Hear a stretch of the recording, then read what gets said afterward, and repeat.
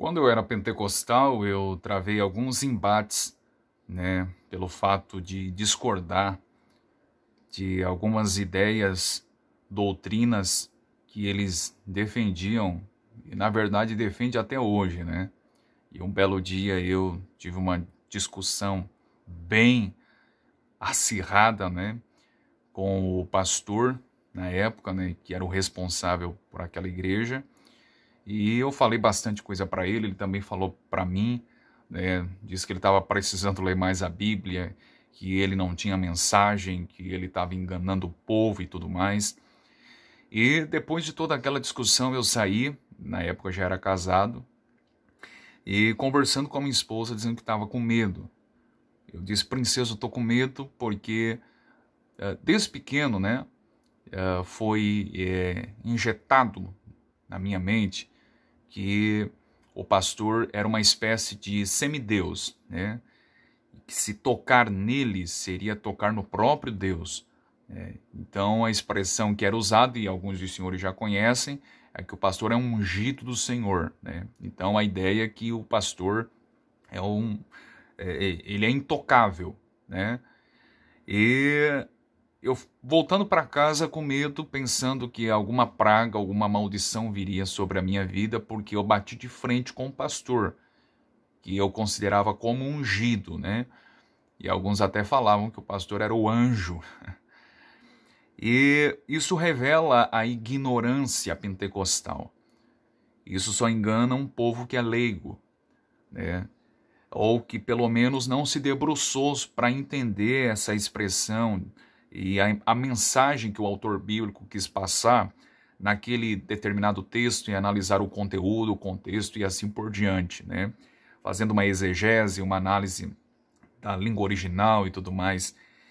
E um belo dia eu me debrucei para entender. E quando eu fui para o texto, onde aparece a expressão no livro dos Salmos, o Salmo é de número 105, verso de número 15, e eu entendi a mensagem que o texto bíblico quis passar, as escamas caíram dos meus olhos. E aquela vida que eu carregava em meio a dúvidas, medos, temores, uma vida aprisionada, Era um bitolado, um idiota, um tolo como eu era. A luz da Escritura clarificou, aquele meu aprisionamento, aquele terror psicológico que lançaram sobre mim. E, na verdade, muitos que ainda estão dentro desse movimento estão aprisionados e são vítimas, desses hereges. Na verdade, não são vítimas, porque é tudo isso que eles querem, Eles querem a mentira, eles não querem a verdade. E pode ter certeza que quando eu postar esse vídeo, vai vir alguém aí tentando falar contra, porque eles não aceitam a verdade de Deus. Então morra na sua ignorância, Morra nessa sua letargia espiritual. Pelo amor de Deus, sempre quando a gente vai gravar vídeo, tem algum barulho. Isso é insuportável. Então, eu vou comentar aqui de forma bem rapidinha sobre o que o texto bíblico quer dizer, tá bom? Alguém já disse: por que tu ataca tanto o povo pentecostal? Eu ataco os pentecostais? Ou melhor, ataco a crença, ataco o que eles defendem, tá bom? Porque eu saí desse movimento. É claro que eu não estou negando que a gente pode refutar outras igrejas por aí. Mas como eu saí dentro desse movimento pentecostal, e eu vivi a minha juventude toda na Assembleia de Deus, a minha adolescência e tudo mais, então eu tenho experiência e tenho argumento para falar. Como é que eu vou falar, bater mais de frente com os católicos romanos se eu não sair de lá? Como é que eu vou bater mais de frente nos Mormons ou nas Testemunhas de Jeová se eu não sair de lá? Então, como eu saí da Assembleia de Deus, eu tenho que tocar o terror nos pentecostais assembleianos. E por que tu faz isso? Por que eu faço? Porque eu quero que eles, assim como eu, tenham os olhos abertos para a verdade de Deus e saiam dessa cegueira espiritual, sejam libertos desse aprisionamento espiritual. É isso que eu desejo e por isso que eu confronto, tá bom? Agora, eu acho uma hipocrisia da parte dos pentecostais quando diz assim, os calvinistas, os reformados gostam de pescar no aquário dos outros. Mas, bom, a gente pode usar a mesma argumentação para vocês, porque vocês não evangelizam os mormons, vocês não querem convencer e ganhar um testemunho de Jeová, o pessoal lá da Seichonoye, vocês não querem? Nós, calvinistas, também queremos que vocês tenham os olhos abertos e saiam desse movimento herético, tá bom? Essa que é a verdade. Então vamos lá, o texto do Salmo de número 105, verso 15, diz assim, não toqueis nos meus ungidos e nem maltrateis os meus profetas. Existem duas expressões interessantes aqui, ungidos e profetas. Quando a Bíblia fala sobre não tocar no ungido e não maltratar o profeta, note que a expressão tocar e maltratar não é no sentido de bater de frente, como eu fiz com o meu pastor há alguns anos, ok? Porque a ideia aqui de tocar e a ideia de maltratar não é simplesmente de briga verbal, não é simplesmente de eu falar até mesmo expressões chulas, não. Esse tocar e esse maltratar aqui do texto bíblico é exatamente tocar e maltratar fisicamente. Por quê? Porque na época do Antigo Testamento, os ungidos, ou melhor, os ungidos de fato, né, que eu já vou revelar para vocês quem eram esses ungidos, e os profetas corriam risco de morte, ok? Então, é uma questão aqui da própria vida em jogo, é de tocar e de maltratar fisicamente, não de forma verbal, não essas briguinhas e discussões que está dentro de igrejas. Não, o tocar e o maltratar aqui é exatamente tentar ferir alguém fisicamente e até mesmo tentar assassinar alguém. Por quê? Porque os ungidos e os profetas nos tempos do Antigo Testamento corriam risco de morte, tá bom? Vocês me desculpem aí pelo barulho no fundo, tá?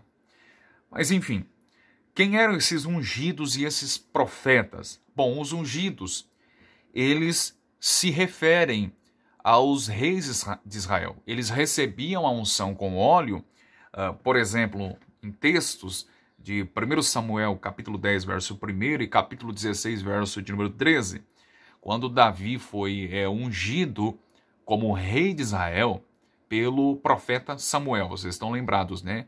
E o texto bíblico diz, no capítulo 16, verso 13 do primeiro livro de Samuel, que Samuel declara dizendo, está certamente perante o Senhor o seu ungido. Note, porque os reis eram tidos como ungidos. Por quê? Porque recebiam a unção com óleo que vinha dentro de um shofar. Essa palavra no hebraico refere-se a um chifre de um animal, né?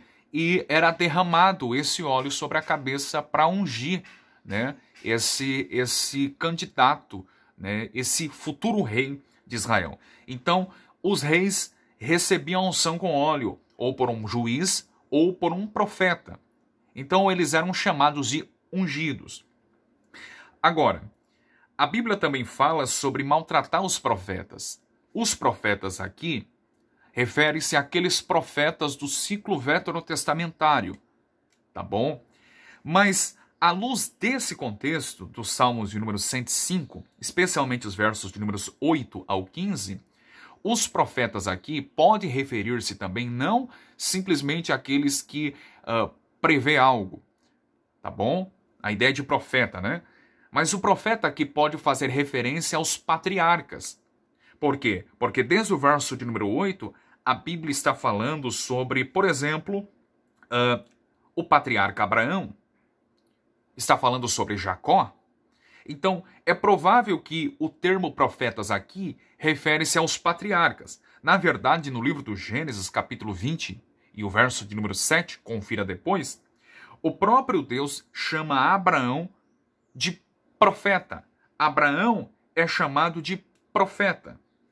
Então, esses dois termos, um se refere aos reis de Israel e profetas pode se referir, é claro, como aquele que prevê algo, mas também contextualmente é mais seguro nós afirmarmos que os profetas aqui refere-se aos patriarcas, de um modo geral, pois contextualmente é isso que revela.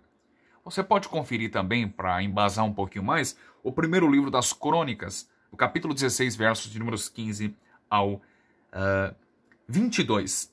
Portanto, esse é o sentido que o texto quer passar. Tá bom?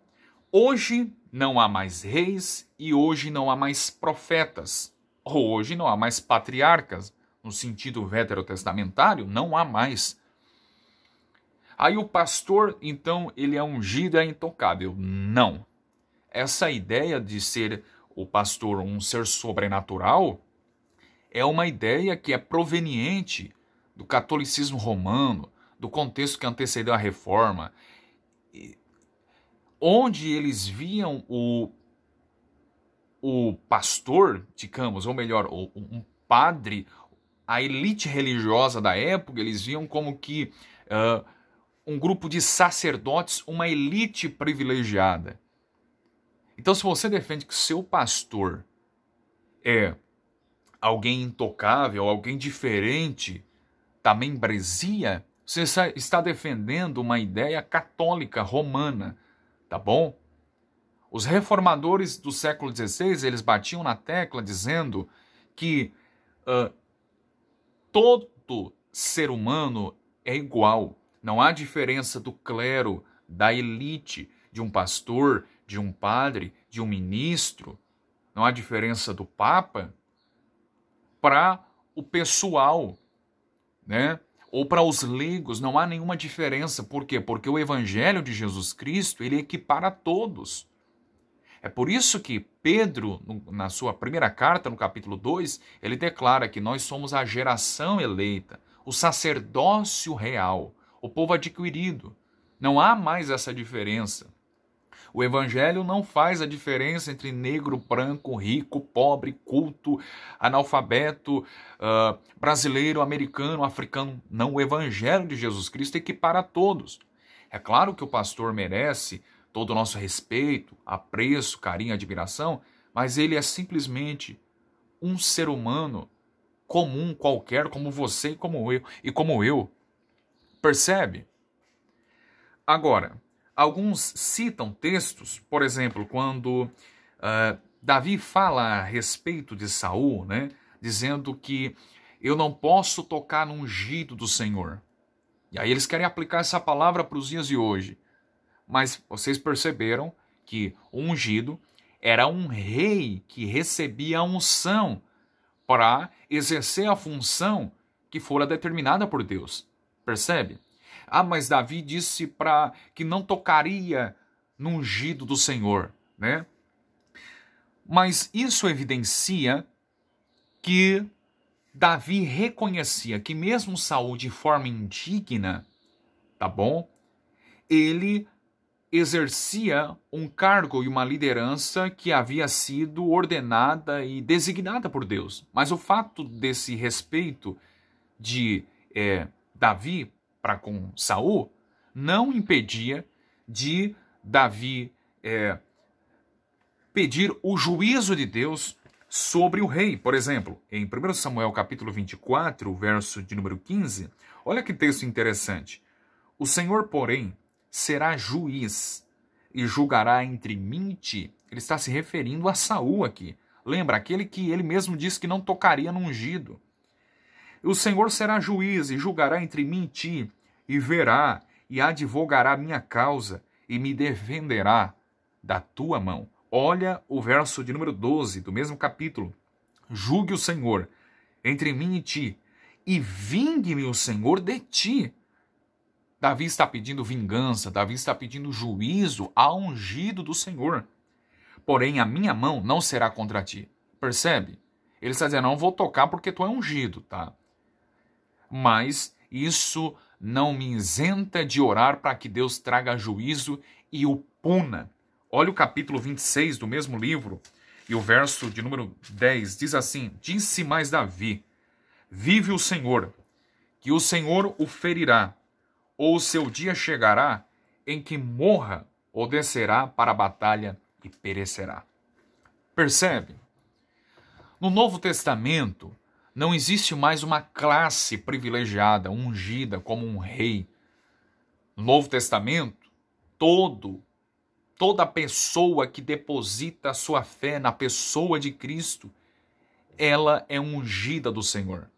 Por exemplo, na primeira carta de João, capítulo 2, verso de número 20, o apóstolo João diz: vós tendes a unção do Santo e sabeis todas as coisas.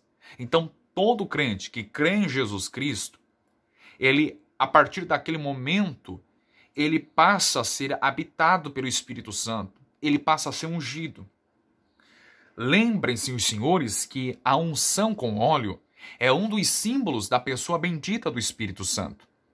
É por isso que Lucas, no capítulo 10, verso 38 do livro de Atos, ele narra uma declaração do apóstolo Pedro, lá na casa do gentil Cornélio, quando ele diz assim: como Deus ungiu a Jesus de Nazaré com o Espírito Santo e com poder. Percebe que o óleo é um dos símbolos da pessoa do Espírito Santo na Bíblia.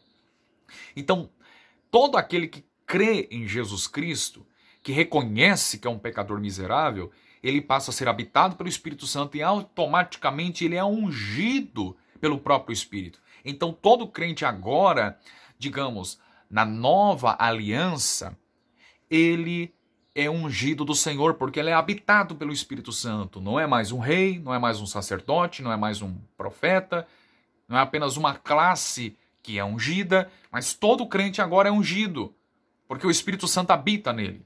Eu penso que o que os pastores modernos deveriam de fazer não é ameaçar as pessoas, tentando lançar maldições, doenças, dizendo: ó, cuidado, se tocar em mim, vai ficar desempregado, vai parar numa cama, num leito de hospital. Não, eu penso que eles deveriam de seguir o exemplo do apóstolo Paulo na segunda carta a Timóteo, capítulo 2, verso de número 25, quando Paulo diz assim: olha, o ministro do evangelho deve instruir com mansidão e com temor, note, com mansidão e temor, aqueles que estão resistindo, a ver se porventura Deus lhes dará arrependimento para que creiam na verdade. Então você deve, com mansidão e temor,